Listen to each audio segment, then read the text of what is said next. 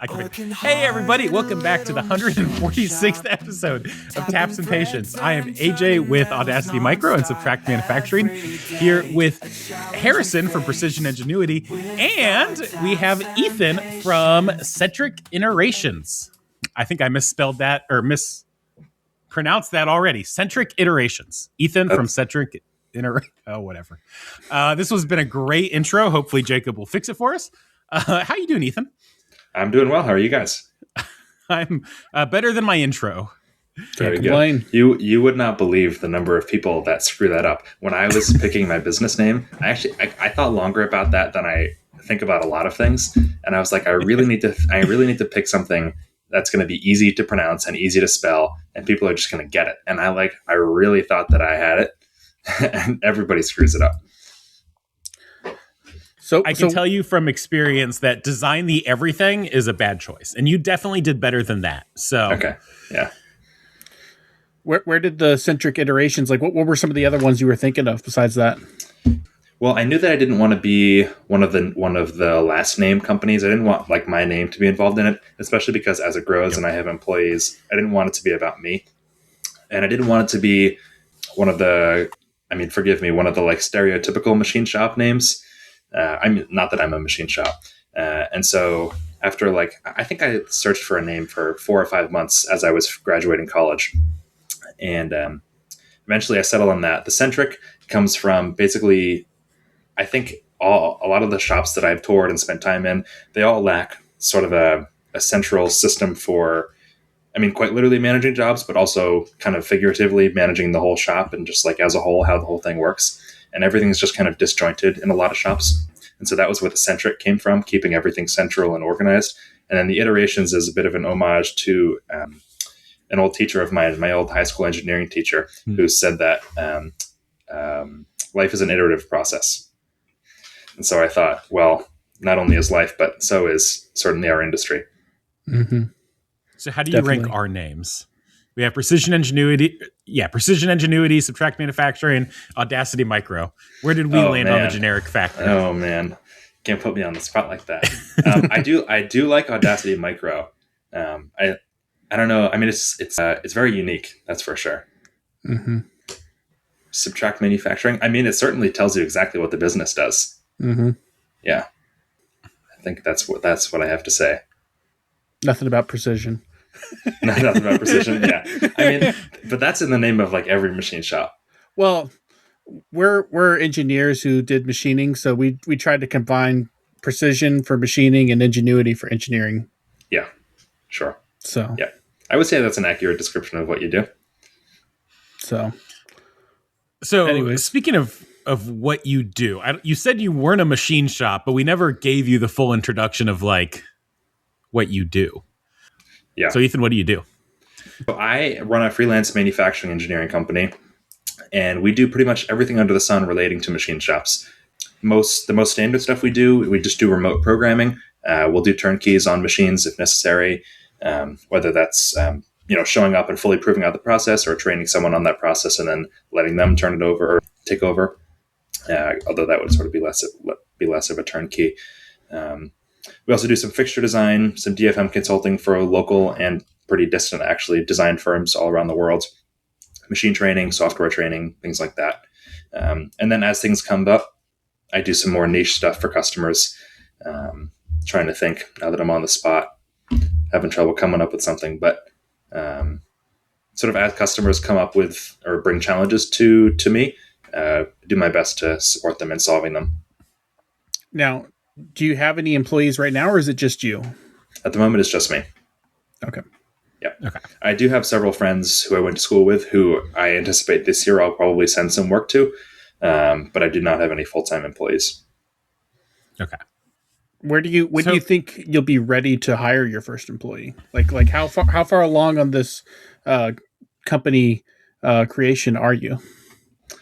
I think my answer to that is the company will be ready before I am ready, which is probably what everybody would say.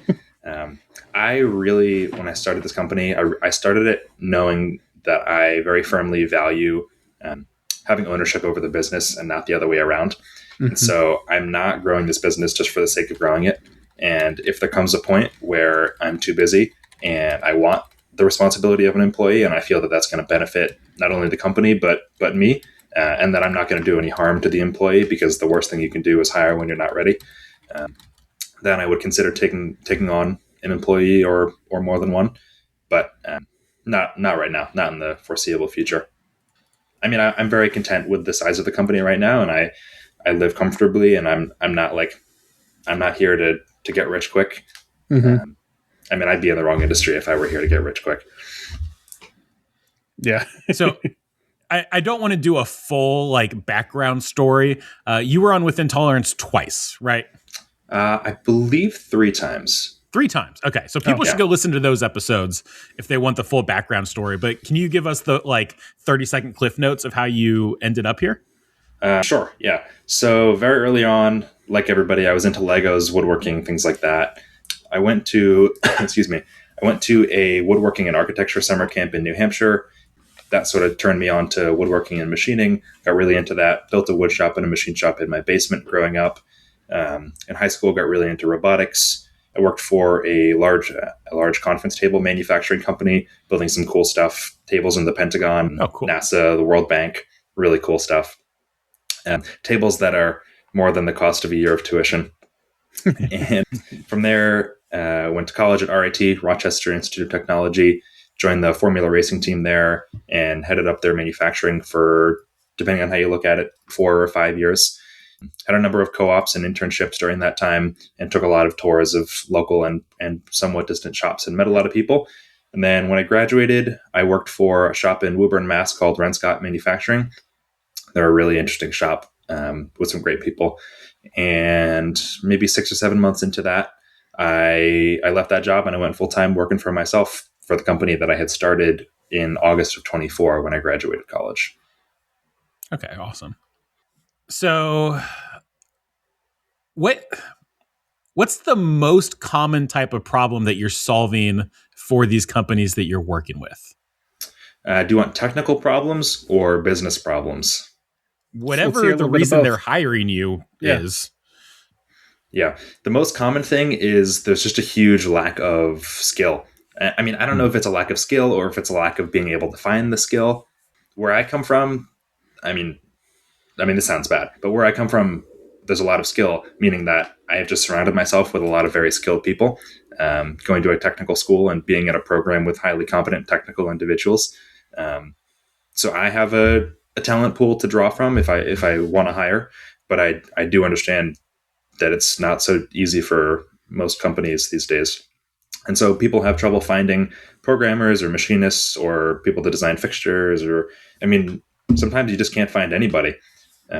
Whether that's it's not for a lack of trying, but could be you're not paying enough, or you're just not in an area with a lot of people, whatever it is. And so most of the time when people are calling on me, it's because they just don't have other people to do the task. I do get some jobs where they hired folks and they weren't able to do the job either period or in a timely manner, what have you. And so they hire me to come in and do it in a more timely manner. But often it's because people have trouble finding employees. Do you do all of your consulting with like Fusion 360, or do you try to match whatever the company has? So do you have like all the different softwares out there because of that? No. So I don't have every software. I have quite a few. I have a seat of Fusion, a seat of NX, and then as necessary, I renew a monthly subscription of Hypermill, and I will soon be onboarding a Spree and Mastercam. Okay. How have you liked those? Like, do you have a favorite among them? As someone who's everybody asks me this. If I could only ever use one software for the rest of my life in its current state, it would be NX, but only because the workarounds to be ITAR compliant in Fusion are just so ridiculous. Yeah, do you do a lot of ITAR's work? A little bit. Not a ton. Okay. Yeah. Go ahead. I was going to change to a more technical topic. If you have something, Harrison, now would be a good time. Nope, go for it. Okay. Well, before we started recording our perfectly executed intro, we were talking about some Fusion templates you were making. Mm-hmm. Can we go into some more detail on that if you're willing to share your secret sauce? Sure. Yeah. So I have a lot of customers who have approached me recently for parametric work holding configuration files, just kind of building on the Rob Lockwood container template method.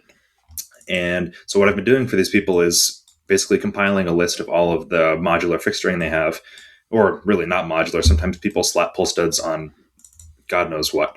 I get some crazy creations sometimes. And I build a file using Fusion 360's configurations to parametrically control that. And so you can also build in CAM setups that are linked parametrically to all of your fixturing, whether that's, an op1 in like macro grip jaws from Lang, and then Avanti jaws for op2. And then we'll also build a parametric setup to control the cutting of the soft jaws. Of course, all linked to NC programs and machine simulations. So all you have to do is drag and drop the part in. If you have a nice standard tool library, you just get right to programming, simulate it. Generally, we're posting right to the machine and walking away. So you just have to build trust in that file, but we got there. So in terms of the actual toolpath generation, has that come a long way since the original Rob Lockwood container method? Because we used to not have parameters in the CAM workspace, and now we do. Toolpath generation I guess, can you be a little more specific? Is it basically here's an adaptive with the roughing tool plus a, contour set to pick up, or a 2D contour set to pick up the outside profile? That's what it was, 3-4 years ago. Is it become more complex than that? Or is it still basically the same? You can, so generally I'll build in, if the customer has a standard tool library that they know is sort of set in stone to some degree, I'll build in roughing tool paths with every roughing tool, 2D contours with most of the finishing tools, hole making that automatically picks up holes the size of the drill and the taps, the tap minus the what's it called? The offset for the thread. I use flat a lot, which can pick up the flat surfaces, but it's not great. I would use some CAM automation if I thought that it was capable of making cleaner looking parts. I've used several different CAM automation systems. And I certainly... You mean Toolpath or Cloud NC, right? Yeah. They're certainly on the right track, but for a lot of my customers, the finishes that those toolpaths produce are just not acceptable. Interesting. And there's some very niche things that we're looking for when we're cutting different materials, and just strategies that Toolpath hasn't quite picked up on. And it's faster actually for me if I just do it from scratch. If I have a really big part or a really simple part, I'll run it through Toolpath. But often it's not quite good enough for what my customers are looking for. Okay. So do you have a pretty advanced strategy for attacking parts that you go through whenever you're programming and setting these up? Or is it do you find the way that you approach machining the parts is just different than what these automation solutions are doing, or just different than a lot of the people in industry in general? I don't think I have any secret special sauce that necessarily makes me a better programmer than anyone. But I do think I'm very nitpicky, and so I'll come back to all my floor finishing stuff, and rather than going straight from your adaptive floor finish to your finish, you take an extra 50 micron step down to pre-finish that floor, just so that you're not loading that tool up differently. Same thing with the walls, what have you. Gotcha. It's nothing groundbreaking. As far as programming a complex part, one of my friends recently sent me that Lang video on Instagram, machining that Santa bowl, whatever it was. I forgot what model Hermley that was on, but he said basically, how would you approach this part, and is it overwhelming? I thought about it for a second, and my answer, which I'm actually kind of proud of, I thought it was a good answer, was that if you program enough parts, the part actually stops being the challenge, because you break it up into subcomponents, into features. And so you program enough parts, you start to just recognize the part as a sequence of features, and you know how to attack those features individually, and then it's not overwhelming. Yeah, I don't know if you can see this. Can you see this on my shelf behind me? The billet Stormtrooper head, the life-size Stormtrooper helmet. I can see it. Yep. That's awesome. Yeah. So I made that a few years ago, and at first it was totally overwhelming, both from a design perspective, because I pretty much made that model from scratch, but also a CAM perspective. And so you just sort of throw stuff at the wall and see if it sticks. And once you program enough fairly complex parts like that, you start to get an idea. Oh, I guess you can also see the space shuttle down there too. Yep. That one's really cool. Yeah, that was a lot of fun. So in programming models like that, what's your comfort level on like the machine that you're running it on? Like how does that change how you program? Like if you're programming it on like a Haas with the bolt-on trunnion versus, like a Kern, like I'm sure you're tweaking your program some depending on the strengths of the machine as well. Yeah, I mean, I have a pretty good grasp of what the machines are capable of. I'm not programming current cutting data for a UMC 400, and I'm not programming, I don't know, Okuma MU5000 cutting data for a Heller. Well, that's a bad example, but you get the gist. I don't know that it really changes much. I think it's just kind of intuition. I think I Gotcha. probably could. I think I couldn't even tell you what I do differently, but I would do things differently. Yeah. One thing that I do notice is on the less dynamic machines, when you're kind of rotating the C-axis with your tool normal to the part, you tend to have much poorer surface finishes than if you tilted the tool a little bit and most of your motion was not in the B-axis, it's in the C. Yeah. Or, the other way around. A or C, or A or B. Yeah. Yeah. So just kind of experience dictates how I program and my grasp of how the machines run. Yeah. So let's say someone comes to you, they are starting up a brand new machine shop. They have a little bit of industry experience, but they're a clean slate essentially. Mm-hmm. And, they want to do job shop work, high mix stuff. How would you get them set up? What systems would you put in place that'll let them process work the most efficiently? And we'll just assume Fusion. Yeah. So I actually have a customer who's doing exactly this. It's a really cool facility. They're a lapping and laser cutting shop. They do some really interesting work, some very thin titanium sheet metal like laser cutting. And they have no machining experience. Nobody there knows anything. In fact, when I came the first time and showed them some basic machine functionality, they were like shocked to see that the machine could actually hold tools. They were like, wow, does this thing actually change tools? And I was like, sure does. So for them, what I'm doing first is you need to decide what kind of work you want to do. And sometimes that will largely be a result of, or not a result, that will largely be dictated by the work that comes in the door. Sometimes you can't control that. For them, it seems like it's fairly simple 3-axis aluminum plate work, and that's what they have. They have a Genos 560. So we're just kind of working towards that. At the moment, they don't really have a ton of work coming in because their history and all their contacts are in laser cutting and lapping. And so right now the machine is being used as a support tool for the lapping department. But the goal is basically to help them bring in more work and quote more accurately for the 3-axis work that they can do. And then I think from there, we'll probably set up a standard tool library, which will be dictated largely by the parts that are coming in, of course.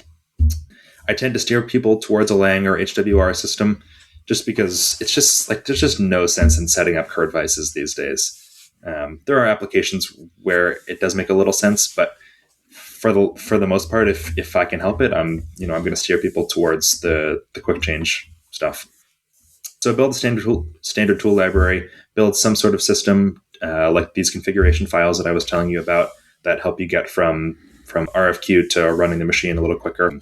And then, of course, training operators on how to run those machines properly and follow the standard operating procedures of setting tools up, whether it's standard or non-standard, proving programs out. Inspection is a big thing.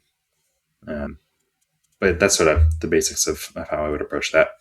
Do you touch inspection at all? I will do CMM programming, but it's not my strong suit. Or that's not what I mean to say. It's not my strongest suit, but it is something that I can do. What is controller the right word? What CMM systems have you worked with? So I have a little PCDMIS experience, enough to be dangerous. And then Calypso I'm reasonably confident in. There's not really that many systems. A lot of CMMs are, what's the word I'm looking for? Not indifferent. Whatever, it doesn't matter what software you program in. They can work with whatever software, whether it's Calypso or Verisurf or Demis, whatever it is. Yeah. Okay. But you're not setting up like sampling plans with your customer or Generally any not, of that no. stuff. Okay. Yeah. I don't have a lot of customers who are doing really high volume stuff. I do have one. I really can't share much information about them, but they'll be covering the inspection. Okay. Do you have, just a little bit off topic, but do you have any machines on your own, or do you only run to customers' machines? Like, So I do not have any equipment. Nope. It's purely customer machines. purely customer machines. Yep. So, okay, you've talked about tool libraries a couple times. What have you found to be the best practices? And again, we're sticking with talking about Fusion here, but what best practices have you found for setting those up to where they're, successful for the customer and easy to use and easy to maintain, et cetera, et cetera, et cetera? So I have a lot of opinions about this, actually. I think everybody I would love to does. hear opinions on this. Yes. So my opinion is that, number one, is that there are way too many opinions about this. I think it's also dictated by, a lot of the times, what controller people have. Mm-hmm. Whether you have a controller that can call tools by name, or you just have a really basic FANUC controller, will dictate largely how you can run the standard tool system. And if you need to constantly be peeping in the machine or having some script to tell you which tools to take out and put back in, it definitely is more challenging than a machine than like a Siemens or a Heidenhain machine that can just call by name. So my customer with the best standard tool system by far is a local customer, and he has standard tools for ferrous and non-ferrous milling from 1 millimeter up to 12 millimeter in 2 to 3 lengths of cut per diameter. Okay. So he's got 1, 2, 3, 6, 8, and 12. We really don't find that 10 is necessary, or anything between 3 and 6. And so then again, ferrous and non-ferrous, hole making, inch 440 up to half 13, drill tap thread mill, and then metric M1 up to M12, I think, drill tap thread mill, and then standard spot drills, chamfer mill, 1, 3, and 6 mil, what else? Ball end mills, stuff like that. And then one face mill, which we actually don't end up using that much. And that system is like, it's next to God. You don't touch the system. You really only add to it. And if you're going to change something, you need to be changing it in a safe manner. So tool needs to be getting pulled out further, or your holder needs to be getting longer, so that if you run an old program that happens to have the same standard tool name, you're still safe. And what we're doing with that system is building it with tool manufacturers with proven cutting data, so that we don't need to do any testing or screwing around. We just know that this cutting data is going to be good. So primarily Freja, Mitsubishi. The Harvey stuff in Helical is fine, but Machining Advisor Pro is kind of iffy at best sometimes. And so Freja, although it comes at a cost for sure, the reliability of the cutting data out of Tool Expert is you just can't beat it. And so we plug that data in for pretty much every material that we're cutting, and we do that as we go, rather than putting all of that work in up front that we don't necessarily need to. We build that cutting data, standard cutting data, into the tools, and then we have a perfectly matching library on the machine. We also build logic into the post-processor, so that if you change the name of the tool or the holder or the stick out, the post will fail, and it will warn you that you've changed something about a standard tool that theoretically should never change. Oh, that's interesting. Yeah. So the system, I mean, it's kind of bulletproof. And then what's really nice is we don't screw around with, like, hey, we ran out of this tool, can you order it? And then suddenly someone forgets to order it, and now we need to overnight it, and the cost of this tool has just quadrupled. Everything's Kanban. We have minimum quantities on everything. And what this sort of seemingly crazy large standard tool system has allowed this customer to do is pretty much never order non-standard tooling. We almost never have to order drills, taps, thread mills, weird end mills, things like that. Unless the feature really warrants it or the volume warrants it, we're programming with standard stuff, and it takes all of the decision making out of it. And I find that at the end of the day, I'm really not decision fatigued like I am with other customers programming for them. Nice. So I guess the overall mindset when creating these standard systems is eliminate the decision making. So how much specialty tooling do you deal with then? If everything's standard, do you just try to avoid anything like hyper specific? So this customer is kind of in the perfect scenario for the standard tool system that I'm describing, where their customers are generally in the same industry or couple industries, and the parts often look somewhat the same. The features are fairly similar. And so they're not getting like tiny stainless steel work and massive like cast iron castings that need like AS ports put in them, whatever. If you're doing that, your standard tool system is just going to be massive, which is not necessarily a problem, but it's not going to be as streamlined as this customer. Yeah. Well, you basically described the like subtract tool library template that we have set up, so that made me happy. Yeah. Theirs is probably still a little bit better. We still have some work to do on it. That's why I haven't like published it yet. But kind of the same idea. How do they do numbering? Is it just everything gets a random number? Do they have any sort of like number bins where this type of tool is in this range? Or so numbers, once you step into the world of Heidenhain and Siemens, are kind of for the birds. Yeah. So everything is named. We don't do anything with numbers. This customer also has a Speedio, and so we ported all of the Heidenhain tools over to the Speedio, just changed the holder, but all the stickouts are the same. And so that was really easy to set up. And then those are numbered, but we pretty much agreed from the start. We said, we can number these intelligently, but at some point down the line, we're going to want another 8mm finisher or a 2.5mm drill or whatever, and then it's all going to get screwed up. So we might as well just commit to not caring about the numbers, and it's made it very, very seamless. I think if you go into this saying all my half-inch end mills are going to be 500 to 599, and all my quarter-inch end mills are going to be 250 to 300 or whatever, it eventually falls apart. There's weird edge cases, and then there's tribal knowledge about like, oh, well, actually, like 279 is a 5/16 end mill, and like 312 is not this. It should be this. It's just like it doesn't work long term. Yeah. The way we handled that is there is one range from tool 100 to tool 199. Those tools are, the ones that are the most common, and those get names that mean something.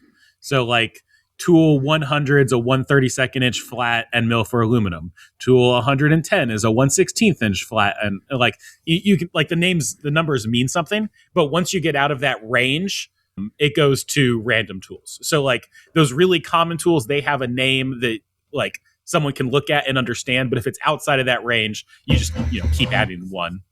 Right. That's how we solved it. Yeah. And so the other thing that this massive standard library has enabled us to do is, since everything is standard, when we post to the machine, the Speedio reads ahead and tells you if you don't have the right tools in the machine. We're not really thinking too hard about it. The machine will tell us if we're missing something, and then we go look at the rack on the side of the machine, take it from the rack, put it in the machine, touch it off, and move on.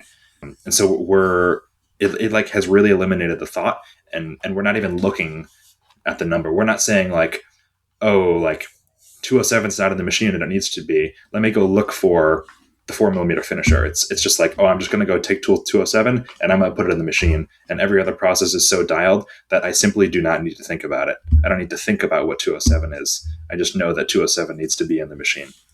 Yeah, that's fair. Yeah. And then another thing that these configuration templates let you do is run right off the 0 point, including for op2. So this customer, we call it the micro adjust 0 point.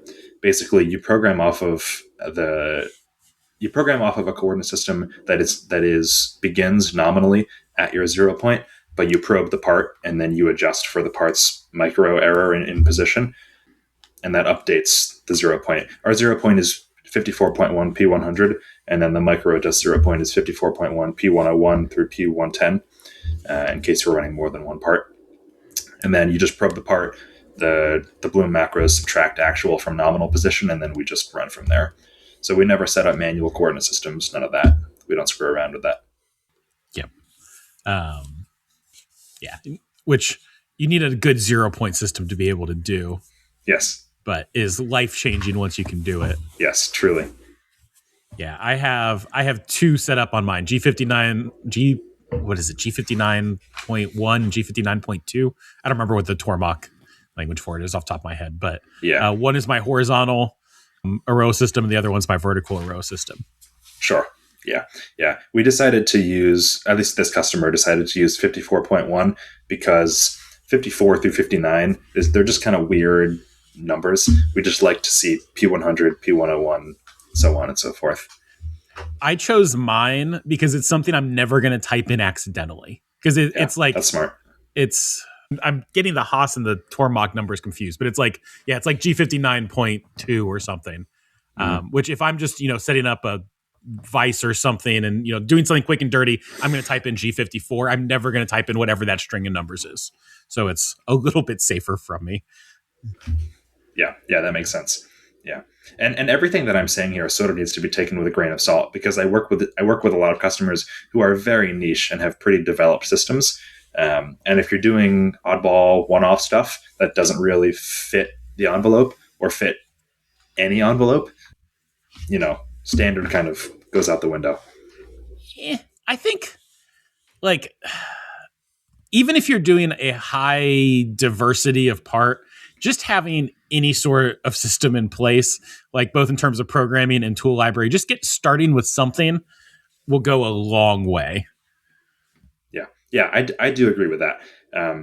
I think there's always grounds for some standard system, like you're saying, but at some point you have to realize that you can't make your standard system so massive that it incorporates every part on planet Earth. Yeah. It's just not reasonable. And that I think is where a lot of these systems not necessarily fail, but they just become so untenably massive and heavy that you just you might as well just not use it. Yeah. So what? Oh, go ahead. Go on. No, you first. No, you first. I was going to ask, what have you found to be? How do I want to phrase this question? How helpful have you found the 0 point to be for all of the non-standard stuff that you're doing? Oh, hugely. Mm-hmm. Even if I'm not using it for its 0 pointiness, just quickly swapping between a serrated vise and a soft jaw vise to a super glue palette. Even if I'm not doing anything fancy, just it being so quick is it just removes one barrier to entry. Yep. Yeah. Lower the activation energy. Yeah, exactly. So, and then I have my horizontal Aroa 0 point that I have kind of set up as an indexer, and that just makes things even easier. Yeah, that's huge. Even if it's just, popping a hole in the side of a part, just not taking it out of your vise is great. Yep, I agree. Yeah, there's always something to be said for just eliminating menial tasks. Because at the end of the day, you're just so decision fatigued from making all of these on the fly calls that anything you can do to limit to reduce that is huge. Yep, definitely. Yeah. Okay, so we've talked about tool. Oh, actually, I have another question on tool library. How are you handling different holders in your library? If you have a 1/2 inch in a ER32 versus a 1/2 inch in a shrink fit versus a 1/2 inch in a hydraulic, are you treating those all as different tool numbers? So you're saying if I have the same 1/2 inch end mill in a number of holders, 1/2 inch end mill, different holders. So we just would never be in a scenario where that happens. Okay. So one tool gets one holder, and you never move holders. If it's a standard tool, yeah. And then, but if you for some reason need to change a holder, then it becomes a non-standard or a temporary tool, whatever you want to call it. Yeah. Okay. And then it would live in the program, and then when you're done with the program, that tool just dies.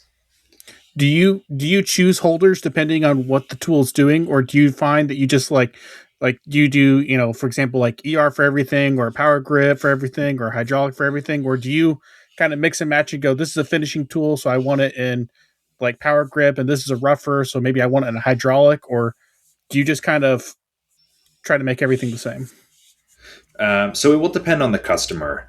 Some of my customers who have totally dialed tool libraries, that's just never a thought that crosses my mind. It just because it doesn't need to be.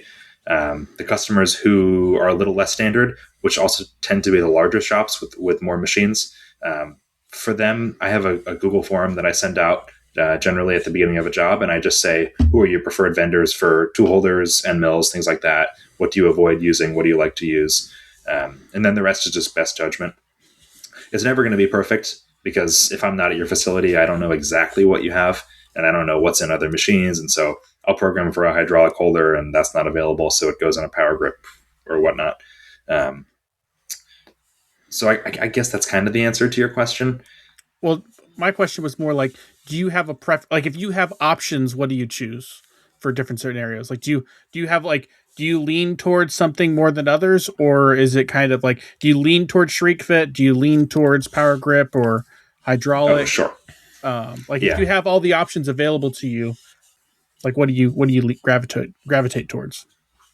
It's largely driven by how cost sensitive the customer is. If they've made it clear that they really want to drive down cost, I'm going to choose the cheaper stuff, ER or shrink fit, weld and holders, things like that. But if they're really not cost concerned, I'm going to do what produces the highest quality part and the most reliable process. So if that's power grip or a hydraulic, I generally don't rough in hydraulics. I've had a lot of tools pull out. So I rough in power grip or a weld and holder if there's a flat on the tool. Generally, people say, like, doesn't the run out kill the tool? You're getting like 5 times more deflection in the end mill than you have run out in the weld and holder. So I'm not concerned about it. So I think that's probably a better answer to your question. Gotcha. So not everyone just runs every single tool in an ER16. That's just a me thing. I do have customers who run a lot of stuff in ER16. I think if you need to settle on a standard system, you should pick very high quality holders for all of your milling, and then your homemaking can go in ER, whether it's 16, 25, 32, but standardize on it and keep as little variety of holders as you can as possible. Everything that you can goes into 16, anything bigger goes into 32, and just call it good there.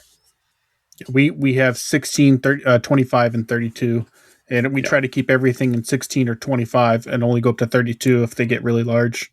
Mm-hmm. Yeah, that makes sense. I have a bunch of 16s. I think I have 4 ER20s, or they might be an ER25, and then I have 2 half-inch weld-on holders.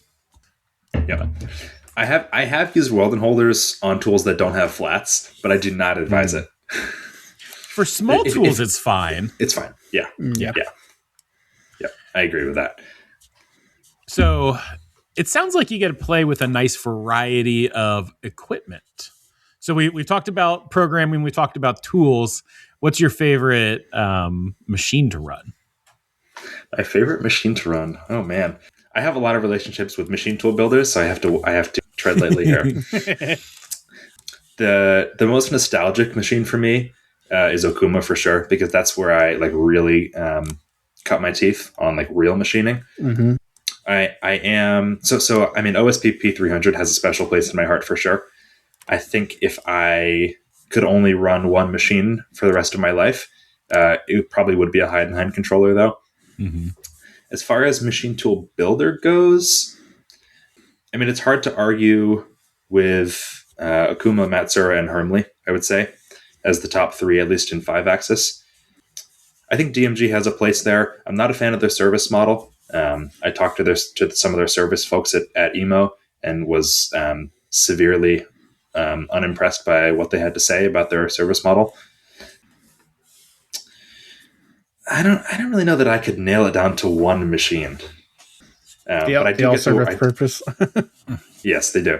I do get to run a really interesting variety of machines. Some really small micro HD stuff, some Chiron machines, all the way up to huge sore loose machines. The 20, 30, 40 foot X travel machines with the nutating heads.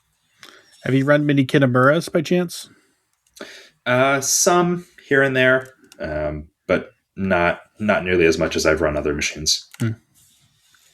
Yeah. So, all right, you're starting a new shop. Someone hands you a check for $300K or $250K. What machine? And you're going all 5-axis. What machine are you buying? Well, you can't really get much for $250,000 if you're going 5-axis. Yeah, introductory level 5-axis. I guess, was that too low? Yeah, 250 is too low. You got to give me 500. No. 250 is going to give you about a Haas, and that's about it. Okay, fine. Sorry. Haas and maybe like a Speedio 5-axis. Yeah. That'd be about it. Yeah, I would not. I would under no circumstance do I think I would buy a Speedio 5-axis. I would consider an M machine. Those are nice machines, but I would not buy a U machine. Why? Okay, I gotta ask because I wanted to know this for the longest time. What's so bad about the U machines? The U machines are totally wet noodles, and you can push them around with your fingers and impact kinematics. Really? Oh yeah, yeah. You talk to the Amazon people, the install people, and if they're not working when they're off the clock, and they tell you actually what they think about the machines, it's not pretty. And I do have friends who have purchased them and all of them have consistently had horrible experiences. Really? Yeah. Where did they go wrong? Like, is it just in the kinematic design? Is it in the frame? Like, what did they do? I don't necessarily know, to be perfectly honest. I'm not quite informed enough to publicly speak about that. But I think it's partly a software issue, not necessarily being able to accurately comp your kinematics, or have the tools to actually comp it. Whether or not you can pull the data off of the machine's physical positions at various AC positions is one thing, and then actually being able to compensate for that error is a totally different thing. So I think it's kind of a mix of both, but I'm not highly informed. Okay, because I've it kind of looked like that machine was built on a 3-axis machine. It was like a bolt on to a 3-axis. Yeah, yeah, yeah. I mean, it's like the Genos line. They put a trunnion on there, but it's permanently mounted. Yeah, but the M series you'd be okay with? I think so. Yeah. Okay. Yep. Yeah. I mean, it's a BT30 machine. It's not gonna rip material off like a Cat 40 or an HSK 63 or larger machine. But it has its place. Well, I'm looking into small 5-axis aluminum parts, and I've been trying to figure out what's a small high-speed 5-axis machine. And Speedio, RoboDrill have been kind of the tops of my list. And I can't think of any other machines other than maybe like a Kitamura Med Center that is like a small footprint, small volume, high speed 5-axis. Yeah, that doesn't break the bank. It doesn't break the bank. Yeah. Yeah. I think the Med Center is probably a good option. I had something to say there. I'm not sure what I was going to say. Anyway, but regarding the $500,000 limit, I think there's probably no world in which I wouldn't buy a C250, a Hermle C250. It is pretty unbelievable what they can pack into that machine. I've run quite a few very high accuracy machines, up to and including micro HD, and second to that in terms of accuracy is a brand new C250. And I have a customer with a crashed C250, and it's like it's still getting close to the current that I've run. Yeah. I mean, you got to keep it warm and you got to run kinematics. It won't keep up with a current, but it gets dangerously close. So the current Instamachinist path is you start with either a VF2SS or a Speedio, and then you go to either a Matsuura 420 or a Hermle 250. Yeah, that's correct. Yeah. Those are the paths. Yeah. I think what a lot of people should be considering is the Milturn, is a Milturn platform. A lot of people, I mean, you do kind of need a special part for this, but if you can crank the part out on a Milturn and just bar feed it and unload it, I mean, it's kind of like ridiculous money printing machine. What about what of those brands would you recommend?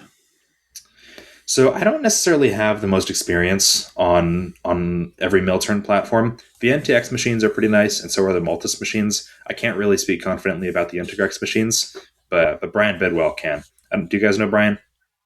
I don't think I do. Brian is another freelance guy like me, and he was a Mazak apps guy, I think maybe 8 or 9 years, and he's very knowledgeable on them. Yeah. A lot of the kind of larger manufacturing that I've been in this area, especially with like my teaching stuff where I'm in these, big, huge Fortune 500 companies, a shocking number of them are running integrexes.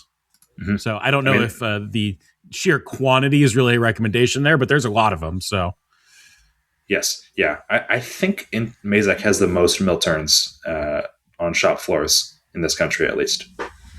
yeah, what do you I'm think not too surprised. of the DN solutions version? I think it's the Honestly, I'm not that informed. I have some friends who are running them. I have a friend from school who worked with Donnie at Dynamic this past summer, and he didn't necessarily have positive things to say about all of them, but he didn't really have negative things to say about them either. We have mixed feelings about Doosan here. Yeah. Yeah, I have heard that on some of the older mill turns, if you knock them, it's like kind of game over for that machine. What do you think of But Doosan as a brand in general, or DN? Well, I tend to lose a little bit of respect for our brand every time they partner with Titans of CNC. But as far as the machines go, I mean, they make very rigid machines. I'll give them that. At least the ones that I have run. The NHPs and the DNM machines are quite rigid. They're not crazy accurate, nor are they crazy fast. Well, the NHP is kind of crazy fast, but I would put them. I would say they're like a very high quality Haas. Yeah. Yeah. That's kind of how I view them. Yeah. It also will depend significantly on the controller that you get on those machines. I've run Heidenhain DVF 5000s, and those run much more smoothly than the Fanuc DVF 5000s. And the Siemens DVF 5000s also run pretty smoothly as well. But getting support for them is very challenging. You pretty much cannot get support for the Heidenhain DVF 5000. I don't know about the Siemens, though. Interesting. Yeah. Well, speaking of support, we have Patreons, and I think we'll take a second here to thank them.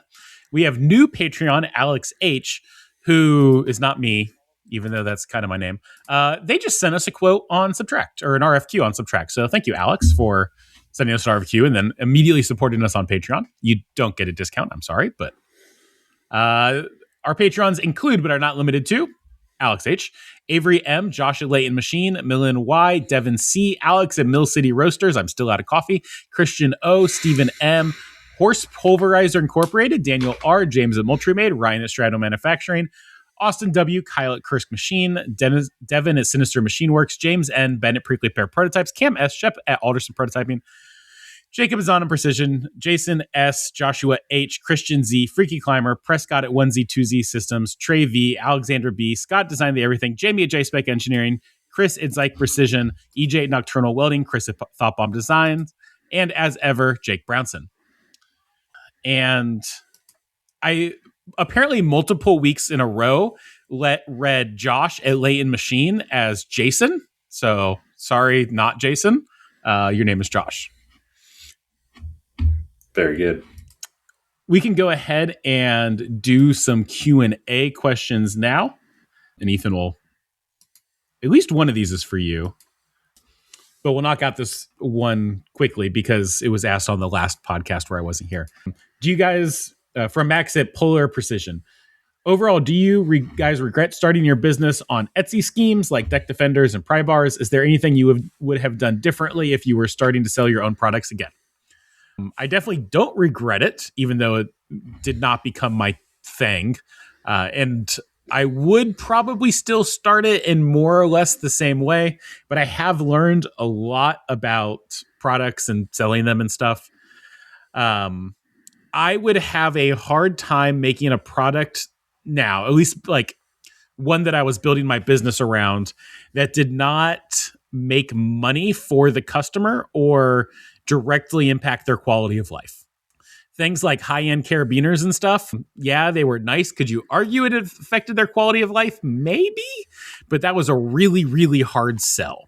Whereas if you are making, I don't know, shovels and selling them to a miner, then the sales pitch becomes much easier. And that's what I would try to do again, is whatever product I did, I would want it to make money for the customer. Not necessary. Like, people are obviously selling couches, but that is my answer. Is I would do it again. I do want to get back into products, especially as Subtract grows here. I want to kind of transition away from Audacity to Subtract with some fun products on the side. Yep. Yeah, that makes sense. Was that the question that you said was directed towards me? Because Nope. I listened to that on last week's podcast too. Yeah. Yeah. Yes. So I wasn't here last week. Yeah. That was yeah. fake AJ. Yes. So, okay, Ryan at Horston Tool. For Ethan, this one's for you. What is it like being such a young consultant? How many old timers give you a hard time until you prove yourself?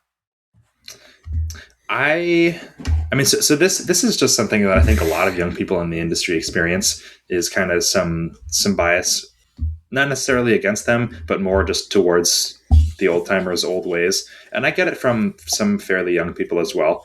We've been doing it this way for 37 years.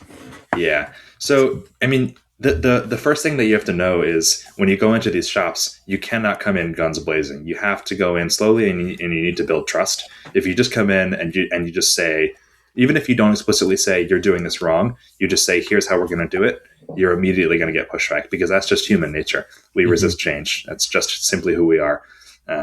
So you need to approach it gently and build some rapport with these people, whether that's sort of sitting down with them and listening to how they do things and trying to understand what their problems are, where their pain points are, or that's, if they're willing to give you the trust prematurely, just showing them how you want to do it and letting them decide how they feel about it and how advantageous they feel your proposed workflow is. But most importantly, like I said, you cannot come in guns blazing. It just does not work in my experience. I have had some old timers tell me, like, there's no way this is going to work, or your 0-point system is going to crash the machine, or we don't trust your new software's machine simulation, whatever. And I find that finding common ground with them is very helpful. And that does not at all need to be related to machining. So I went to a shop in Arizona who's actually been a great customer of mine. And they had an old guy there named Tony, who immediately was resistant to every change that I was proposing. And when he found out that we grew up in the same area outside Philadelphia, we started shooting the shit about the Eagles and Philly cheesesteaks. And even though I could not care less about the Eagles, and I'm really not that much of a cheesesteak guy, we sort of bonded there. And then he was willing to give me the reins on the machine and trust what I had to say a little bit more. So I think if you can find common ground as humans before being coworkers, and trying to convince someone that your way is superior, then you're far more likely to be successful. As far as the young thing, I think attitude speaks much louder than skill. And if you can just show up consistently and prove that you're willing to work really hard and the results come, then I think people generally tend to see that. I have worked with some people who were apprehensive about me, and then when the results showed, were even more apprehensive. To some degree, you can never really avoid those people. That just comes down to an upbringing thing and how secure they feel and the value that they provide internally. And I'm not anybody's therapist, and I'm not going to be. Yeah. Yeah. There's something about the manufacturing industry where I'm not sure if it's a pull or a push process, but we seem to attract people who are lower on the people skill spectrum. And I'm not sure if it's like... That makes sense to me. Yeah, I'm not sure if it's, maybe someone more like me who's like, I am a less people-y person, despite what this podcast may hint at. I'm really not a people person. And so for me, there's very much a pull to just go into my shop and make stuff by myself. But also maybe, you have someone who's not doing as well at school. They're not, adjusting super well to that environment. And then they get pushed into manufacturing rather than pushed into a college degree or something. Yeah. I mean, I think generally a trade or an industry tends to attract the person that will be most successful in it. So like a machine shop is going to attract people who are naturally inclined to use their hands. And generally those people have been doing it for quite a while, and all they want to do is tinker and hit shit with hammers. And that's just, those tend to not be people persons. people. Yeah. Whereas like being a teacher, somebody who just wants to hunker down and be a hermit generally is not going to be attracted to being a teacher. When you get pushback, does it tend to be more from the shop floor or from like management? Because I assume management brings you in and the shop floor kind of almost sees you as like a rival. So I do get some of that. I think, like I was saying, not coming in guns blazing and just and coming in neutral and just saying maybe we don't even do anything on day one. I just sit here and I watch how you do this, and we work together, and you show me how you do this, so that I can learn and potentially adapt some of your processes or adapt some of my processes to look more like yours if I find that you have a better way of doing something. And so generally, I would say at first the shop floor is more resistant because often management does bring me in, but I don't find that it's really that much of a problem. How much do you learn from going into those environments? Even though you're going in to fix people's problems, do you ever come in and walk away and go, man, there's something here that I never would have figured out on my own had I not learned it from either an old timer or just a different mindset? Oh, absolutely. I mean, pretty much every time I go into a shop, I learn a new way that someone is doing something. Or if I don't learn a new way that something is being done, I'll often learn about a new thing that is happening that I just had no idea existed. Not really a method, but more of just like, I didn't even know this was happening kind of thing. I would say that's my answer.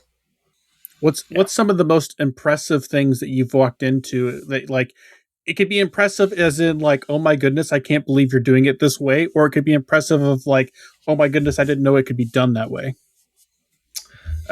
More often than not, I walk into a shop and I look around and it's like, I don't even know where to begin. Sometimes I walk into a shop and it's like I cannot even fathom how we got here, but we're here, and so we're like we're gonna do our best.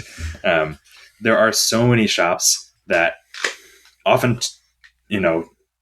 to no fault of their own or for no fault of their own, have just landed on like kind of objectively bad solutions for manufacturing a part, but they don't know it, and it's not necessarily their fault.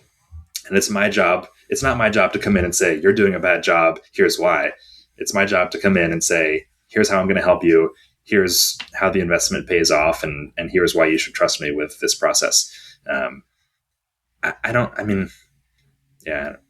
you remind me of the initial question you asked? I kind of went off on a tangent there. It was, there's kind of the two extremes. You got the, oh my goodness, I can't believe you're doing it that way. And the, oh my goodness, I didn't know you could do it that way. Like what impressive versus like, oh my goodness, this is insanity. And you're asking like, what percentage of the time do I experience both of those? Yeah. I would say it's probably about 50-50. Often it's a process that I just have not seen yet, or a new technique for doing something. And it's like, wow, I had no idea this was even an option here. But sometimes it's like, wow, like truly, how did we get here? Yeah. The ones that you are like, truly, how did we get here? Is it work holding, or how they are strategies or tooling? Like what tends to be the biggest thing that sticks out of like, this is backwards? Often it's not the machining processes. Sometimes it's like it's a company culture thing. Oh, okay. And I really have not had any like bad people experiences, but I have been in shops where I was really ready to get out from the moment that I stepped in, just because the culture in the shop and the respect that people had for each other was just so poor that it just was not fun to work there. And I set kind of an informal rule for myself that this company was not going to cost me my mental health. And if it ever did, that I would stop and figure out the issue and rectify it. And when I go into those shops where you just like, you walk in and you instantly feel like you need to be on guard, those are the shops that I encounter occasionally. And those are the problems that I would say happen most frequently if there's going to be a problem. I do find that sometimes there are technical problems, but often it's not. It didn't start wrong. It just kind of like it started in one way, and then there was a problem, and they put a patch on it, and then another hole started, and they put another patch on it, and then they sprung another leak in their system, and then they put another patch on it, and by the time I step in, there's like no structure left in this water tower. It's just like Flex Seal around the whole thing, metaphorically speaking. How do you prevent a shop from getting there, do you think? Because I think that is the low energy state of a shop. Like that is the direction a shop will tend towards if there's not an organizing energy feeding into it. Yeah, I mean that's the nature of the universe, entropy. Yeah, unfortunately, that's the universe we live in.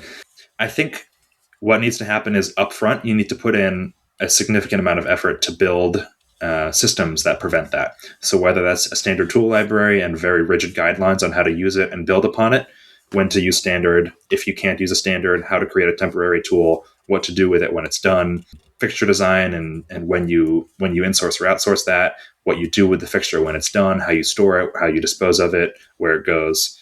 I mean, everything down to like how you send someone a question about a part. If there are like 27 email chains about one issue on one part in a family of 50 parts, it's like I'm not finding that in my email again. Like that's completely lost. That's gone. Might as well have never existed. So just like staying extremely organized from the get-go and putting front loading all of that effort is very important. Changing gears ever so slightly, how much automation do you see a lot of these shops bringing in?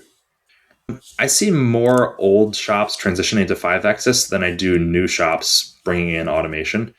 I think as much as the Instagram community is so well integrated with 5-axis machining, I think outside of this community, especially because we're a pretty forward-thinking community, at least I like to think. I think a lot of shops are very. still. I think a lot of shops are still like, baby steps with high speed end mills on their old, mini mill. Yeah, we got an old shop here, and they're fantastic people. They're great people, but I think their standard end mill is a 3/4 inch, and the way they use it is basically they slot everything. It's basically slotting feeds and speeds, and like because they program everything on the CNC machine, and they'll draw out the path, and they basically just slot the profiles of everything because it's the simplest way to program it. Yeah. Yep. Yep. I mean, to some degree, a shop will grow only as fast as the owners and management are invested in modernizing it. And sometimes that's a result of, or sometimes that's driven by how connected they are to the industry. If someone starts a shop in 1980 and has never gone to IMTS, doesn't really have any other friends in the trade, just sticks to their ways. I mean, it makes sense. If you never go out and see anything different, you would never know that anything different exists, and you would never see a reason to change. Mm-hmm. Yep. Yeah, I have a meeting with a shop later this week. Well, I guess next week. No, it's this week because it's Sunday, where I'll be doing some training for them through the school. But they are still running all manual machines. It's like, oh, I didn't know these shops still existed, and they're not doing repair work, mind you. But it sounds like they have some sort of CNC mill. I don't know what it is, but they don't know how to run it. And so they're training up more apprentices for their manual machines instead of figuring that out. And I just think they don't know any better. Yeah. I mean, it's very shocking when you go into a shop that's outside of the Instagram community, because we kind of have we have our fingers on the pulse of most of our friends' shops around here. And so we know generally what they're doing. And generally that tends to be fairly modern. We don't have a lot of people cutting with high-speed end mills in Kurt vices on, horizontal boring mills these days. And so anything else is like totally eye-opening. Yep. Yeah. I would not believe the state of modern manufacturing, or I should say manufacturing in this area, had I not gotten the opportunity to go in a bunch of these shops. And, these huge places like probably not hundreds of acres of machines, but at least tens of acres of equipment. Mhm. And the I guess I can't be too specific, but like the systems, the way they were programming things was just horrendous. Yep. Yep. And I think that goes back to what I was saying about people not necessarily being connected to a community that's pretty forward thinking, is they just simply have no idea that better methods exist. It also kind of makes me afraid that like there's something I'm missing. Yeah, I Like, do understand that. I think a lot of it is also driven by customer requirements. A lot of these big contractors, they just, even if they wish that they could be more nimble, it's just like it will never happen. Like Yep. if you think GE is operating at the speed of like your 2-man shop with a Speedio and a Hermley, like sorry, that's just never happening. And that's exactly what happened to this one shop that I'm specifically thinking of. Is they make some parts for the Abrams, and those are like process locked or whatever they call it. So they just like can't change it even if they wanted to, or without like serious headaches. Yeah, it's a big deal. Yep. I worked for a company called Moog in East Aurora, New York. They do a lot of military and commercial hydraulic actuator and other like hydraulic actuation components. And they are pretty much locked down for the processes once it's proved out, to the point where they've got down to like every tool path they're writing out on their operation sheets, writing out the tool number, what it's doing, the description, tool path name. And you ain't changing that stuff once it's running without a significant change approval process. Yep. Oh, that'd be brutal. That'd be so brutal. Yeah. Because for me, I walk up to a machine and I see wasted linking moves and extra zero tracks, and it's like, oh my god. Yeah. But most of the time, that's really not what matters. That's another pet peeve of mine is people trying to optimize for cycle time when they're running like anything less than, people will go crazy optimizing cycle time, and they'll spend like 3 times more. They'll spend 3 times the time programming than they would have saved. I've gone down that rabbit hole many times, and the thing that I always walk away from it is, even if I wasted the time programming it, did I learn or come up with a new process that is better than the old way, even if it doesn't pay dividends right then and there? Mm-hmm. And my biggest fear is to get so complacent that I don't spend that time to go back and like try something different. Yeah, there's definitely a validity to that concern. I do think I make a lot of parts for a lot of different industries, whether that's huge 40-inch casting or 40-inch cast pipe elbows, all the way down to parts that you can't see unless you have a microscope. And for a lot of the parts, not all of them, but for a lot of the parts, the process is actually not that important. There are a lot of ways to get to the same end product with the same quality. There are definitely bad ways to do things, but there are a lot of ways that are just fine. Mm-hmm. Everything down to toolpath selection, tool selection, cutting data. And so for the most part, some of it comes down to preference. Some people are very picky about how things are done, but it's not that important a lot of the time, exactly how you approach the part. There's a winning solution for sure, but there's more than one. Yeah. I always told my students when I did training is there's not necessarily a right or wrong, but there's often always a better or worse. Yeah. Was it last week or 2 weeks ago? I went to Okuma headquarters because they actually let myself and 4 of my friends from RIT have free reign on an MU4000 there for the week to cut some parts for their race car that they're building. And we realized before the project began that we had pretty much as much cycle time as we had time allotted at the shop, about 40 hours for the week. And so I basically said to them, we don't need to be focusing on making the most beautiful parts here because it's a great machine. We're using the best tools and holders that money can buy. So just get the tool paths on the part. We just need to get cutting. And it was the parts were programmed by 2 different people, and they used somewhat different strategies, and the parts looked pretty much indistinguishable. And one of them got done much quicker than the other, and you really could not tell a difference between the final product in terms of quality. You could tell based on, like, if the machinists in the room can tell the difference in the tool paths, but the CMM was not going to know the difference. Yeah. Who cares if it's in spec and looks good? Right. Yep, I agree. I do think that that's a very tough thing to teach people. I have a friend who is very process oriented and tends to decide one way to do it and then just sticks to it, but is like beyond regimented about it. And so trying to help him overcome that, to know when enough is enough and when you can move on with the process because you're producing a quality component, has been an interesting teaching challenge. Have you dealt with many like high volume parts where like every second matters because you're producing, so many parts per year? No, I really haven't. There does exist a good bit of that, I think, in automotive and probably gun manufacturing as well. But a lot of the time, machining is actually a terrible process for high volume because it is so wasteful, so high skill, so difficult to hire for, so energy intensive, that a lot of this high volume stuff is not happening via machining. That's kind of what fair. I'm getting into. Okay. So like I'm getting into some jobs where it's like 50,000 parts a year. Mm-hmm. So, and it's the type of stuff where every second, I mean, you do 50,000 seconds, 1 second is quite a bit. Yeah.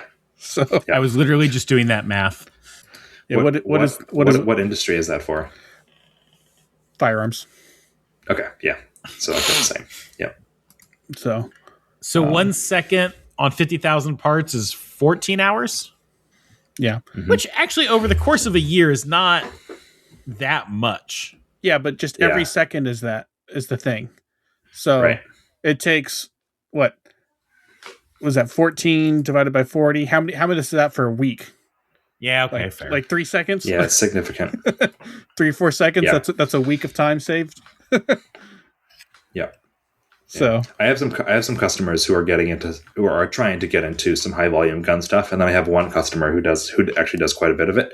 And there's an interesting dichotomy in their mindset on how those parts should be manufactured. Some people really are gung ho about the load up a tombstone on a horizontal and just let the thing crank, and some people are team mill turn and they want to bar feed the parts and just print them.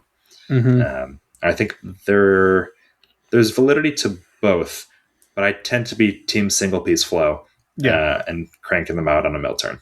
That's as someone. Okay, so I'll give my perspective on this because this is something I can comment a little bit on.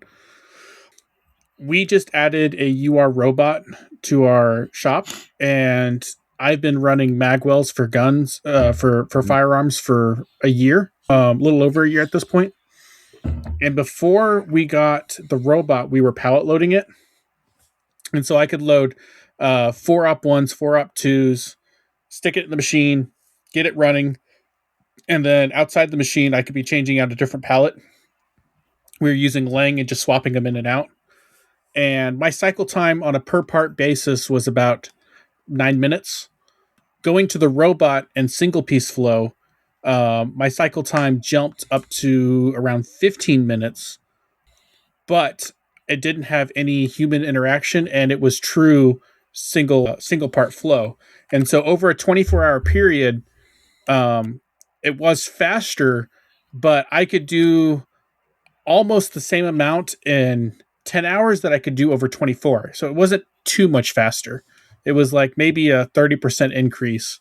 But one thing that was true is that the quality did go up over the pallet loading, which right. I thought was interesting. Yeah. The thing with single piece flow is that done right, it is always better than batch processing. Mm-hmm. And if you can think of a caveat, then that falls under if it's done right. Yeah. There was a buddy of mine who I worked with at this shop, my last day job. And he was sort of in charge of building out the assembly department. And he was really pro single piece flow. And he got some pushback because there were some existing workflows that didn't really enable single piece flow, but had the company sort of championed this single piece flow method, it would have really benefited them. But it was interesting to see the mindset of different people, and that also gets into the whole. I mean, none of them were old timers. I don't think there was anybody there older than like 35. But the we haven't seen any better, and so we don't really know that this better process can exist. That was a very real phenomenon there. Yeah. With Subtract, we push single piece flow a lot because it helps. It is not faster. Like, you can make parts faster if you load up a pallet with 100 parts and you can amortize all of those tool changes. Single piece flow is slower, and there's probably ways to get it more equal or even equal, but it will always be inherently not as fast. But the quality difference and the chances of creating rejects, the quality rises and the chance of creating rejects plummets so much that it really can pay for itself quickly. Yep. We did an interesting exercise in one of my last classes during college, which was a design for manufacturing class. And towards the end of the semester, the professor was showing the class about single piece flow versus batch processing, and he split the class up into two sections. And one section was batch processing, team batch processing, and the other one was team single piece flow. And he gave both sides paper, envelopes, and stamps. And the single piece flow people were told, it's your job to fold the paper, it's your job to put the paper in the envelope, it's your job to seal it, and it's your job to put the stamp on and hand it to me. And the batch processing people were told, basically, you can only do one step at a time. One person does everything. One person's going to fold it, one person's going to put it in the envelope, so on and so forth.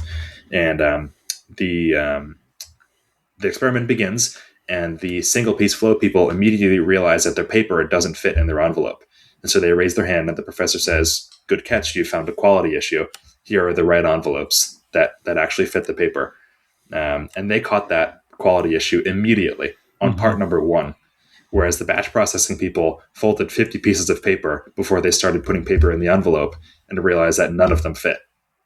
So that was kind of an interesting experiment that he did there. I always think even if you are doing batch processing, I always think you need a single piece flow your batches as much as you can just to find those problems. So yeah. Or at least single piece flow a first article. Yeah. Yeah. Yeah.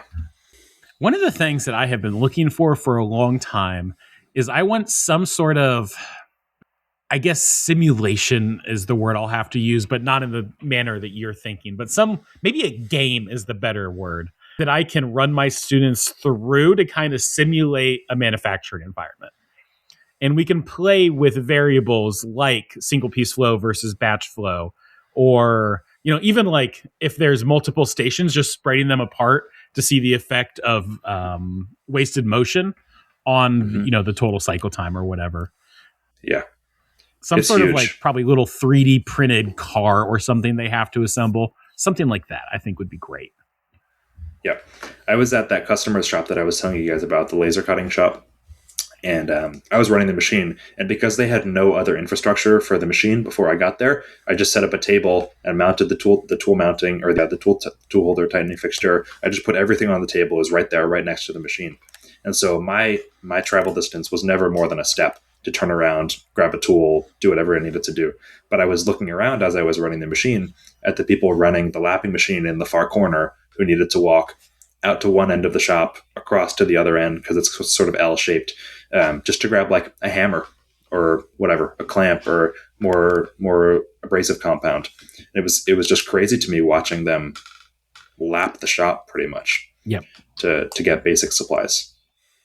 Yep. There was one shop I was in. I was doing some fusion training for them, and they were a big forging shop. And they had this giant warehouse. It was like, I don't know, it was huge warehouse building. I think they said it had like over 2 million pounds of inventory in it. And these were parts that they made ahead of time because they didn't know how to do quick changeovers. And so they would run tons of extra parts that had not yet been ordered. So, the customer would order 100 parts. They would make 1,000 parts thinking they would make it up in the long run. And they had this warehouse, that's massive. I don't know, 1,000 feet long, something like that. And the bathrooms were on the far side of it. And it's like, well, because you guys overproduced and built this big warehouse, now every time someone needs to go to the bathroom or take a break, you have to walk, 1,000 feet and then 1,000 feet back. And it's like, this is why inventory matters. This is why wasted motion matters. Yep. And not only that, they're paying for the square footage. They're paying they're making the building payments on that square footage or the rent or whatever. They're paying to heat it. They're paying to cool it. There was very much not HVAC in that building, but yeah. Okay. Yeah. But the parts were rusting because of that. Nice. So I don't know if you saw. I don't really watch Smarter Every Day. It's been many years, but I did see a video recently. I think it was a Frisbee manufacturing plant, and he was like, "Whoa, look at all this inventory." And to me, that was immediately like I was like, "What are you talking about? Like, can you imagine if the regulations changed and all of those Frisbees were garbage? Like, what are we doing here?" There's yes and there's no to that, because what could seem like a lot of inventory to us and to him could be 3 weeks worth of sales, and you do need to have a certain amount of inventory in the product space to meet demand. Like that's the one thing that's a balancing act is inventory is not bad. It depends on the scale and the timeline that inventory will last. That really determines if it's a problem. That is fair. Sure. Yeah, I agree with that. I mean, as a human who is not involved in the manufacturing of Frisbees, seeing that many Frisbees is just jarring. So I think that's why I got that impression. But yeah, you're absolutely right. Yeah, because like, because not everyone can be Henry Holsters. Yeah. Yeah. Well, not only that, but like I remember hearing something. I don't remember where I heard this, but someone was talking about lean to. I want to say it was Glock. And this was from the Saunders videos. Or is that what it was? Yeah. Yeah. And like, they basically said, we are always going to have 2 years worth of inventory on hand because if there's ever a problem in the global economic crisis, we can't not have material for our product. Yeah. So like there is a certain amount of leeway you got to take depending on, what's going on in your industry. Sure. Yep. Yeah, I agree with that. So but I will say, I bet it's unfinished inventory. It's raw materials. I bet it is. Yeah. Yeah. It's raw materials for sure. Goods. For sure. I have a friend who is an automation engineer for Leatherman, and I got to take a tour there when I went out to Oregon in May, I guess. And most of the tour I can't really share, but what I thought was really interesting was the number of knives that they're producing and how little inventory they have. He said, I think around Father's Day, they get up to like 15,000 knives a day, I want to say.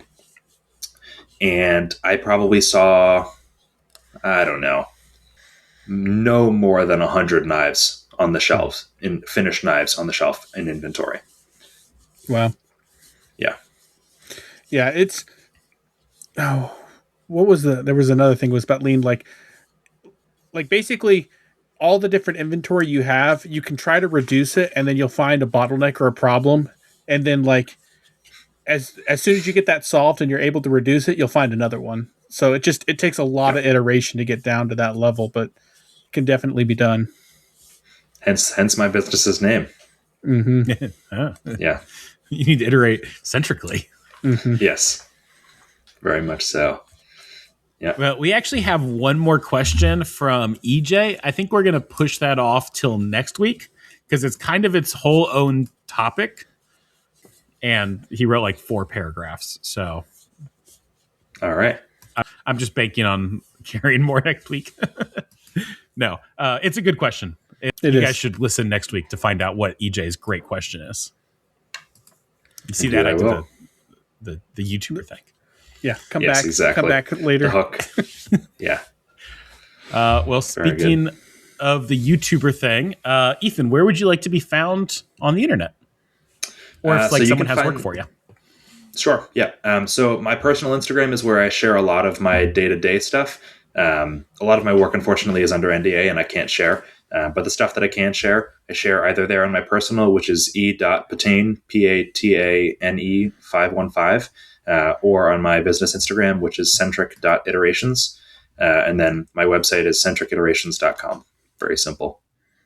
Good deal. All right, guys, we've reached the end of the podcast, and we'd like to thank Ethan for coming on and talking to us on this podcast. It's been awesome to kind of catch up and hear what's going on in your world.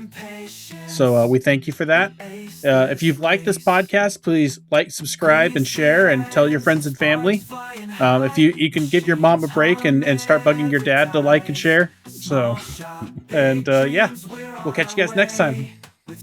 Very good. Thanks for having me. Taps